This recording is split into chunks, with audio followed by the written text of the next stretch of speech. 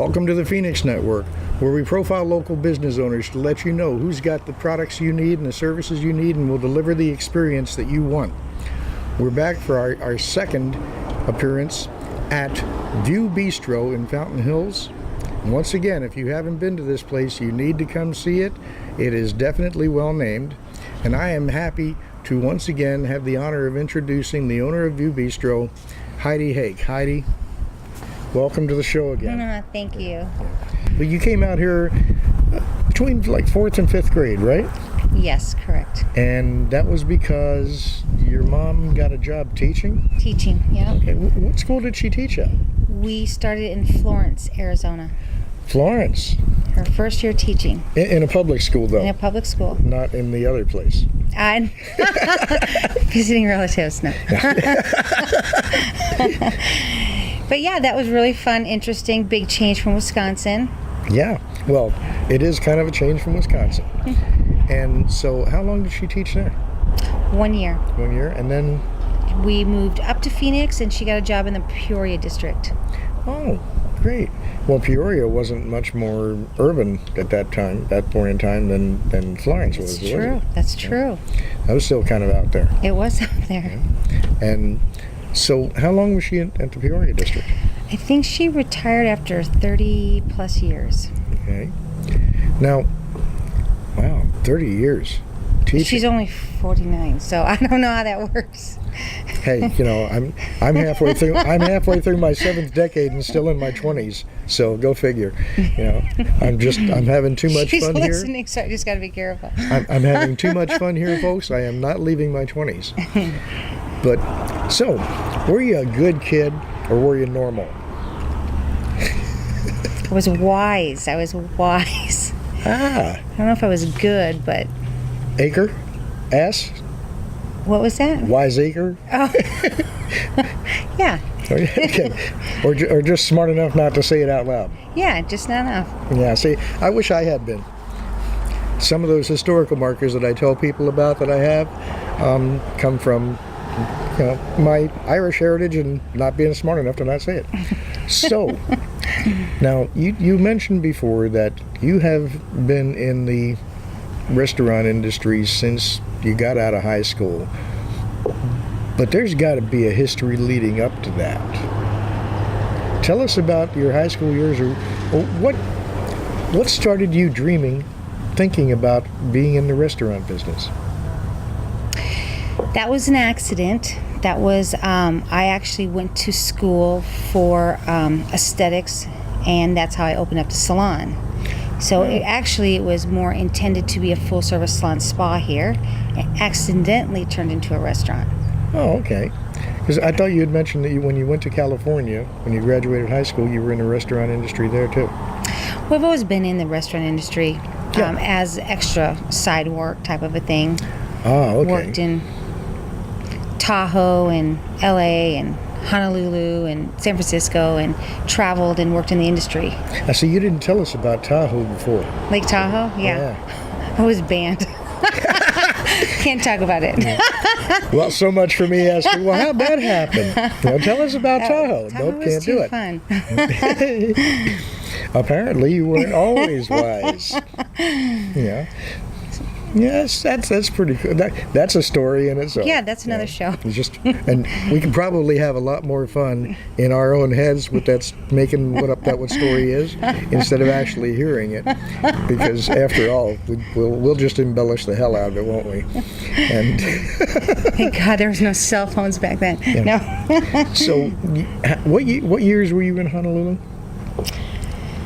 Oh gosh, 93, 94. In that time. Okay. Yeah, we actually got there in 05. It was strange. My wife got a 3-month contract out there. I went to visit her for the last 2 weeks of her 3-month contract. And through a sequence of curious events, it ended up with us flipping places, her coming back, me staying, and then me coming back, her staying again, then her coming back, me staying, and then it finally got to where, you know, we had to gang up a 3-way call with all the kids and tell them, remember when we lived in Phoenix? You know? So how did you like Honolulu? There. I loved it. I loved it. It's beautiful. I don't think I'd want to live there forever. The island fever kind of kicked in, but when I was there, I loved it. Okay, how long were you there? About 6-7 months, not long. Oh, yeah. I ended up being there 7 years. Never got island fever. No? But, well, you know, they got highways around the island. So I'd get on my motorcycle and I'd just ride around the island, and, you know, that took care of the island fever. And then there was also the fact that, you know, we lived in a condo on the 15th floor. Beautiful. Had a view of the deep blue Beautiful. water. So whenever I was homesick, I would look out there at all that deep blue and I would imagine it brown, and then I wouldn't be homesick for Arizona anymore. So now, I got to ask this, given that you can't talk about Tahoe, can you talk about where you worked in Honolulu? I actually worked in restaurants in Honolulu. Okay. Yeah, and in Honolulu proper or Waikiki? Waikiki. Okay. That was even before all the Trump stuff too. Yeah, and like I said, it was really fun, and I stayed there, and I thought, okay, I'm ready to move someplace else, and I came back here and ended up staying. So that had a daughter, Sophia. She's 23 now, and so we kind of stayed planted. Okay. With family and friends. All right. Well, you know, I love Arizona too. I always want to, you know, I came back here after 7 years there, so that should say a lot. The desert.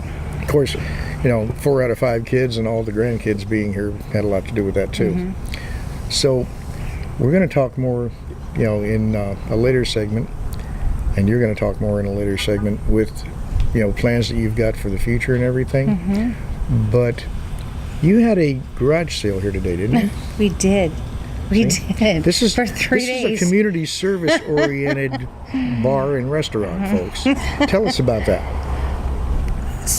So due to our remodel, we have a lot of stuff that we are changing over, and boutique stuff, restaurant stuff, and then we invited all the neighbors. If anybody wanted to bring up stuff, sell them, move it out. Okay. Get ready for the fall. So, yeah. So did it go pretty well? It was great. Met a lot of great neighbors, and it was fun. Well, I know when I got here early, you said you were trying to get out of here for an hour before that, and you just couldn't get out. Couldn't get out. You know, you were quite engaged in conversation when I got here. No, meeting people. And, you know, for somebody else to be more engaged in conversation than me is quite a feat, folks. Because especially since I started doing live radio, and you can't have any such thing as dead time. You just got to keep filling the air. So I can talk for a long time without really saying anything. You knew that though, didn't you? Yeah, we had a long conversation on the phone. Not much was said, but we had a long conversation on the phone when we set up the first one. So this is great. I'm really enjoying this because now we get to delve into each other. See, we get to kind of, you know, ooh, that's a scab. That left a mark. You know. So tell us more. So we're just excited. The summer is here, and of course, in our area, it does slow down a little bit, which is going to give us a little time to get our gardens put up and get this restaurant going and get some new things happening for fall. So we're really excited about it. Yeah, and Kenny was telling me some stuff that's going to be a lot of fun to talk about when he does a segment later on. But you guys, this is so unique. You know, Kenny's got some recipes. You know, the nice thing about a recipe, folks, a good recipe is you take stuff that doesn't always seem to go together, and you put it together and you make something brand new out of it. Different types of dishes, people would call that fusion. But the recipe you've got for VU Bistro is as unique as a fusion recipe. Yes. This is great. Truly fascinating. The way you guys have put together, you know, the shift from a salon to a salon restaurant and now to the restaurant bar.